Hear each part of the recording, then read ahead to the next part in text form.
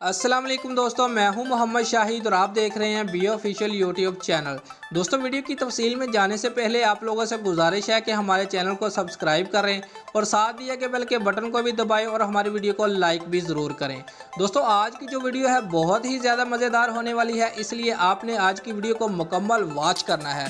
दोस्तों, जैसा कि आप सब लोग जानते हैं कि पाकिस्तान और श्रीलंका के मबैन दूसरा वनडे मैच आज कराची में खेला जा रहा है, जिसमें पाकिस्तान के कप्तान सरफराज अहमद ने टॉस जीतकर पहले खुद बैटिंग करने का फैसला किया, जो बहुत ही अच्छा साबित हुआ।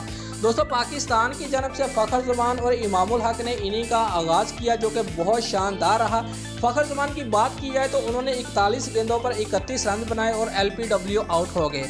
दोस्तों, यहाँ पर फ़खर जमान की बात की जाए तो उन्होंने आज बहुत ही ज़बरदस्त बैटिंग का मुजाहरा किया है। उन्होंने अपनी इनिंग में 1 छक्का और 6 चौके लगाए हैं, जो कि बहुत ही बड़ी बात है, और सिर्फ 65 गेंदों पर 54 रन बनाकर आउट हो गए। दोस्तों, यहाँ पर बाबर आजम और हारिस सोहेल की बात की जाए तो उन्होंने बहुत ही अच्छी बैटिंग की है। बाबर आजम ने अपनी 11वीं सेंचुरी भी मुकम्मल की है, जो कि एक बहुत बड़ा एजाज़ है।